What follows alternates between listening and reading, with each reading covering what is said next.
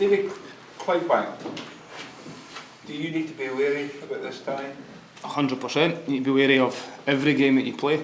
Listen, for all the reasons that everyone will talk about, it's their cup final. You know, they've done incredibly well to get to this point. They've got a great draw coming to Easter Road. Players will really look forward to that from their point of view.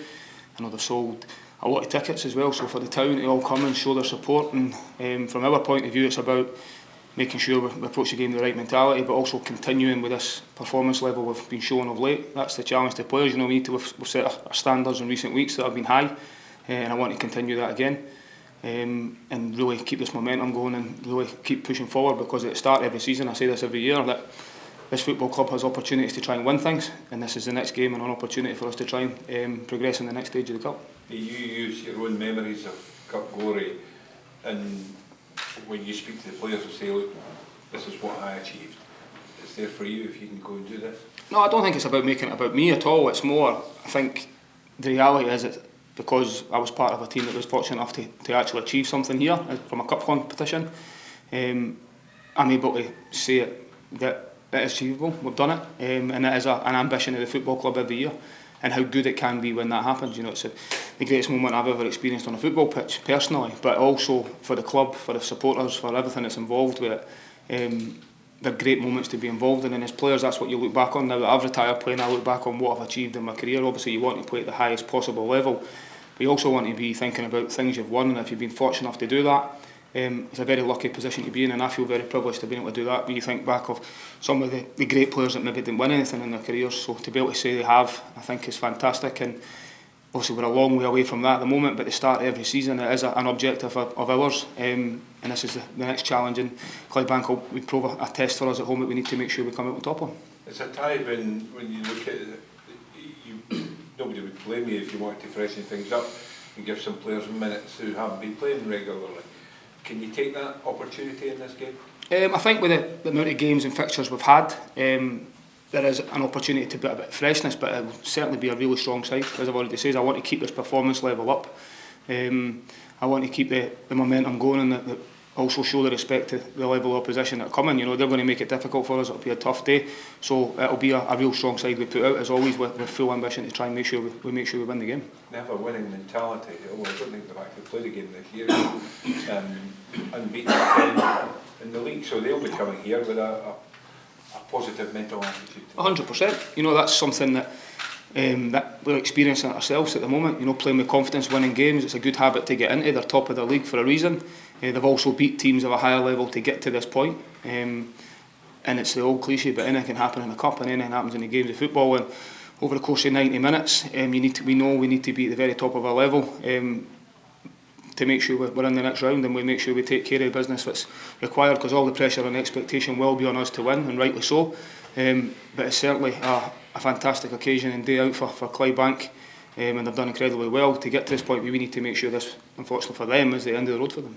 Finally for me, any transfers in the routes to speak about, or anything you still hope to do some business? Yeah, we're always looking, always. Obviously at this moment in time, a lot of it's just all speculation at the moment, but the work's continually trying to make sure we're being proactive, making sure that if anything does come up, and we can take the opportunity, if we can think that it makes us better. That's always the key. You know, we're not just, we've got players coming back from injury that are going to feel like new signings as well. So this weekend you're going to have Kieran Bowie, Miko back, Joe Newell's not too far away, Ella Yuhan not too far away, Marvin Ekpateta slightly further away, but these, you know, they're 5 players that come back into your squad as well. And if something can be done that we think makes us better, we'll hopefully try and do that as well. But it's about probably just being on the front foot as much as we can, and we're constantly trying to look. Do you expect any ins or outs before the end of the window? I think naturally there will be. Just whilst the window's open, you know, things will start to move, especially later on in the window. And as I've already said, we need to be ready for that, because there's probably players as well at our club that haven't been getting game time. It might be an option for some people, you know, how it works towards the last day of the window. So one thing we need to make sure is, from the start of the window to the end of the window, we feel we're in a stronger position than when we started the window. One that's got a lot of fans talking today is Matthias Silton, and there's reports in Sweden and Finland that Hibs have made a bid for him. Is there anything you can say in terms of confirming or denying that one? No, I think it's, listen, I won't be getting dragged into anyone playing for any other clubs. You know, speculation's one thing. With the window being open, it'll always be there.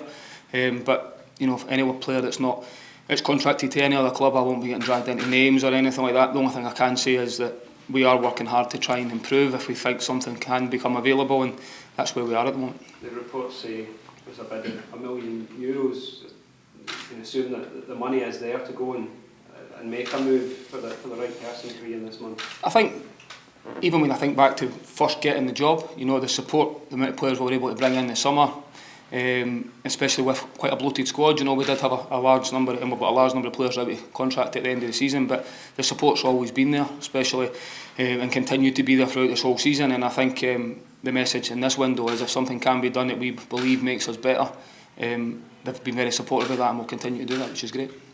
When you go into the Scottish Cup game now, Dave, whether as a player or a manager, does it feel extra special as a result of what happened in 2016?